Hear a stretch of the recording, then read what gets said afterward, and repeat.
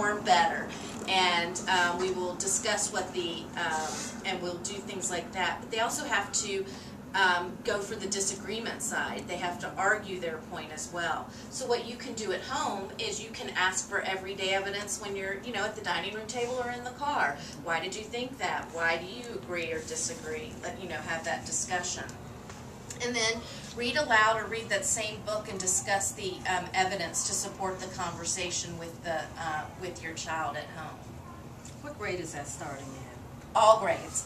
It will start in kindergarten. It won't be as in-depth in kindergarten as it would be in 5th grade or 12th grade, but they do have to start presenting their arguments on both sides as early as kindergarten. That's where it's all starting. And then writing from different sources. Like I was saying, we have to make the arguments in writing using evidence. And we have to compare multiple texts in writing. If you were in Mr. McBride's principal's coffee, he might have showed you the PARC assessment where they had to compare and contrast articles about a butterfly. And, it's not just reading from one source, it's reading from multiple sources and being able to write about those two things. So some things that you can do at home. Of course, all of us here have boys. They're not very good. They don't like to write a lot. Keeping journals, having them write letters to people, your grandparents, thank you notes, that sort of thing. Writing a blog or a wiki. All of our teachers have the wikis. Having them start their own blog about something. And writing books together as a parent, writing the research about what they find out about the frogs. Like you were saying, Max was interested in frogs.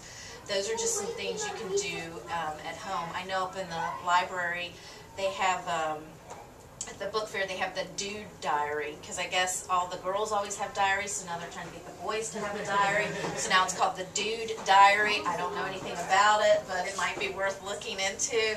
But that will also enforce that writing with them at home. So we don't want to see writing, though, as a punishment, because we want them to always love writing. We don't want to force them to do it if they really don't want to.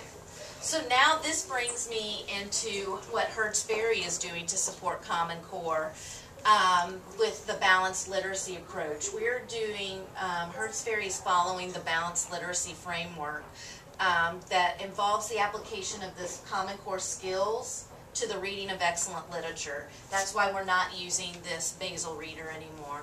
Yes, they're great stories, but they're excerpts from great literature. Why can't we have the real literature books in our hand? And we are going to have those in our hand.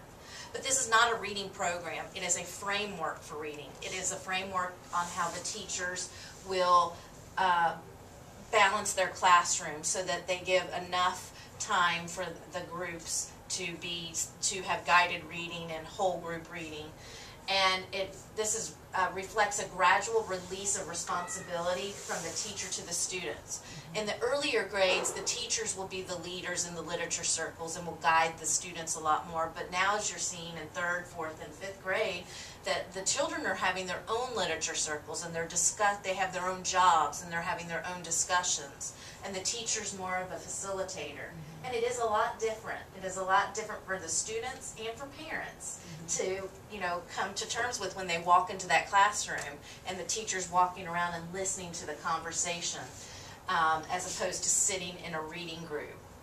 And then the balanced literacy approach provides us assessment-based, teacher-supported, comprehensive skills for instruction. So this is what it looks like. There's 3 components to it. There's the reading, the writing, and the language arts word study.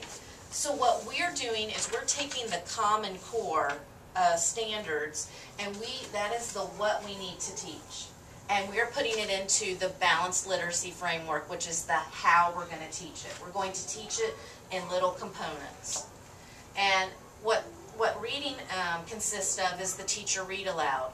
Currently in Common Core, there is an extended text that the teachers read aloud to the students. It's to get them to listen to above grade level stories and to have discussions. It gives the opportunity for the students to listen to fluent readers and to hear what fluent reading sounds like. And teachers sometimes model